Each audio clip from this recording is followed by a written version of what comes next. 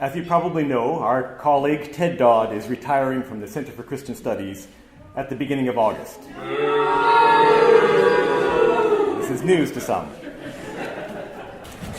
August is still a long ways off, but since this is the night when the CCS family sits down to table, it seemed like this would be an important time to acknowledge Ted's leaving. Now, I'm not usually the guy who writes citations for grads and companions and things like that, and there's probably a reason for that. But I was out of town during a staff meeting, and they decided that I should be the one to say something about Ted. Of everyone on staff, I've probably known Ted the longest. Ted was ordained in 1980. I remember encountering him in 1984 when he was rehearsing a play for the meeting of the United Church General Council in my hometown of Morden, Manitoba. He was an expat from Toronto, trying to pass himself off as Prairie. And I was a young teenager with theater aspirations whose job it was to stand at the back of the auditorium and tell the actors whether they could be heard or not. Ted could be heard. He can still be heard.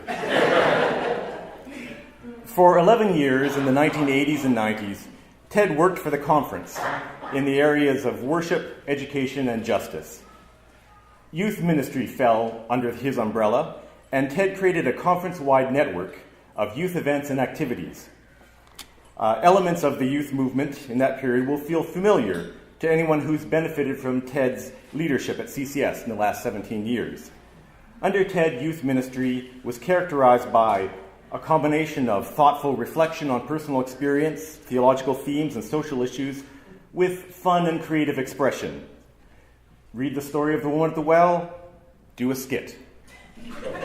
Talk about death, go to the water slides.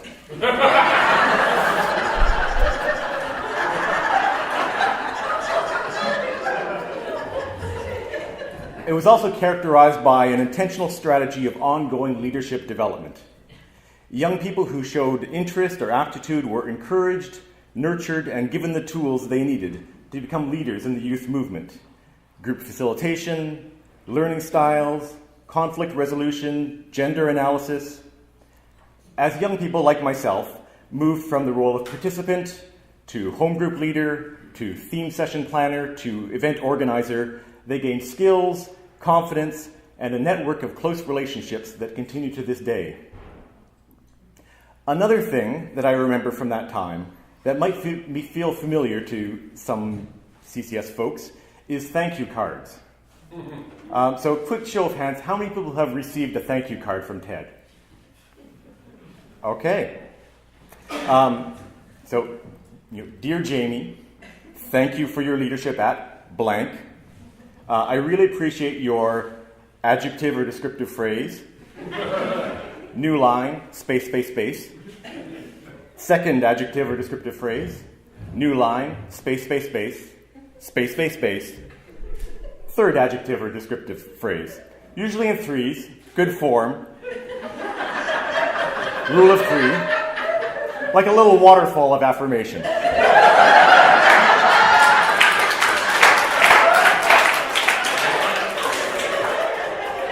Always personal, always specific. And after every youth event, Ted would send out these cards to those of us who were involved in leadership. And we all admired Ted, and we looked forward to getting those thank you cards. And we compared notes. Did you know that, Ted? Yeah, okay. If you're around long enough and you get enough thank you cards, and you're in conversation with other people who are also receiving them, you start to discover patterns. So-and-so consistently gets fun, funny, sense of humor. Someone else gets variations on curious, inquisitive, you ask good questions. And over time, you start to understand your gifts. And you start to figure out who you are. Of course, if you happen to be at all insecure, or just have a tendency toward passive aggressiveness, which, now that I think of it, is probably all of us, you start looking for the message hidden underneath the words. Because the qualities named, a lot of them are things we could agree with. Yeah, you are creative. Compassionate? Yep, that's you. But others, well, we started developing a translation key. So, thank you for your boundless energy and your sense of fun might mean, for God's sakes, could you sit still for like 5 minutes?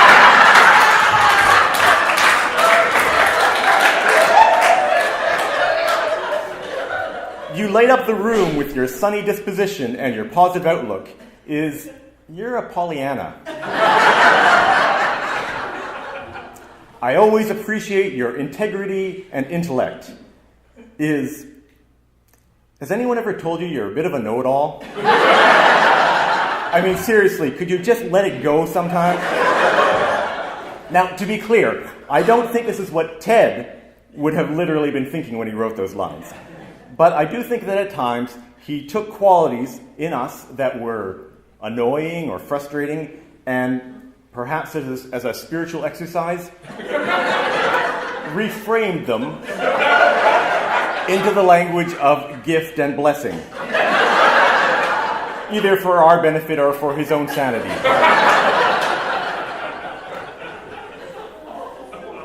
Now, having said all this, I realize I've created a bit of a dilemma for myself because this speech is essentially a thank you card to Ted. But now, no matter what I say, you're all going to be thinking, yeah, but what does it really mean? So what I've decided to do is just flip it and go the total opposite direction. So a thank you note to Ted. Thank you, Ted, for everything you have given CCS over the years. In your time with the center, we have found you self-centered, oversensitive, and clingy. I'm not sure everyone knows this about you, but as a person, you're shifty, overbearing, and a confirmed racist. Your poems and prayers are awful. Your singing voice is grating, and the quality of your teaching is questionable at best. On behalf of the rest of the staff, who I did not consult, but I'm sure they'd agree with me, thank you, Ted, for all that you are. Now, if you would, allow me to expand on some of those points in reverse order.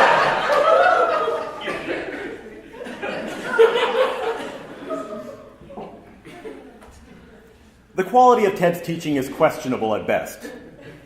Ted embodies an approach to education that, at its very best, enables questions and encourages critical reflection.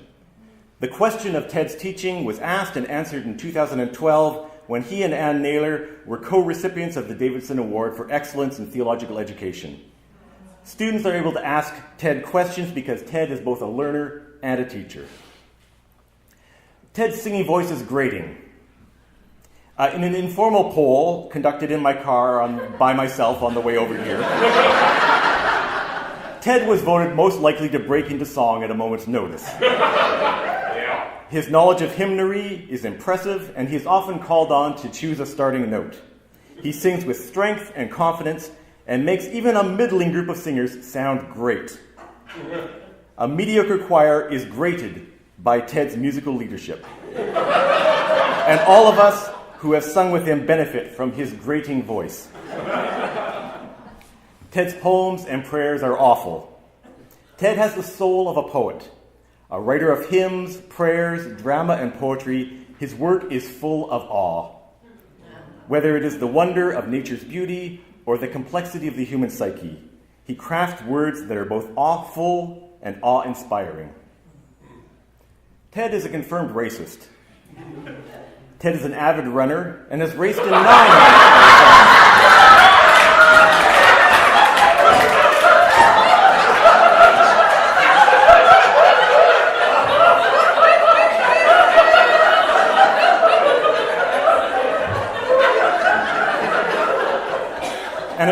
9 marathons, including the Boston Marathon, the Detroit Marathon, and the Manitoba Marathon.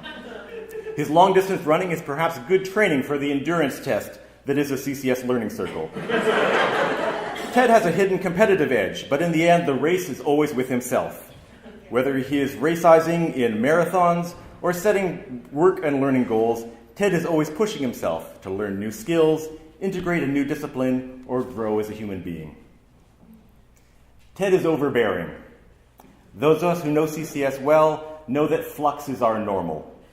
We've had so many transitions in recent years, and each transition creates hurdles to get over and new burdens to be borne. Ted's competence, his organizational skills, and his commitment to the work has allowed him again and again to bear CCS over the bumps of change. Ted is shifty. Many of you know that in 2003, Ted became the first person in the United Church to shift from ordained ministry to diaconal ministry. He was drawn into this shiftiness by the nurturing and prophetic nature of the diaconal tradition and by the values of non-hierarchical inclusivity, consultative collegiality, and mutuality in accompaniment. Ted is clingy. He clings to ideas like feminism and gender justice, even when society at large has decided that such values are passé. He clings to hope while still honestly acknowledging the pain of the world. He clings to a belief in a divine spirit of profound love and deep transformation. Ted is oversensitive. We were all sad to hear of Ted's retirement, but we trusted his sense that it was time for this period of his life to be over. It's a good thing to be sensitive to the overness of things. And though we will miss you at CCS, we know that you have lots of wonderful things in store for the future. Because finally, Ted is self-centered. Ted is grounded and centered in a sense of self that is alive and responsive, integrated and whole. He knows himself well enough to be curious about others. He is confident enough to be vulnerable. He is wise enough to appear foolish. He is tall enough to get things down from high cupboards. And he is old enough not to have to sleep on a church floor anymore. At the center of the self that is Ted is a remarkable man whom we love, admire, and appreciate. Ted, thank you for all that you are, and we wish you well in your retirement from CCS. If you have glasses in front of you, please join me in raising a toast to Ted.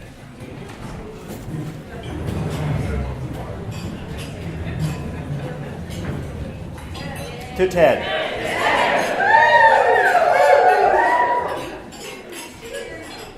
Now I'm going to stand at the back of the auditorium and tell Ted whether you can hear it heard or not.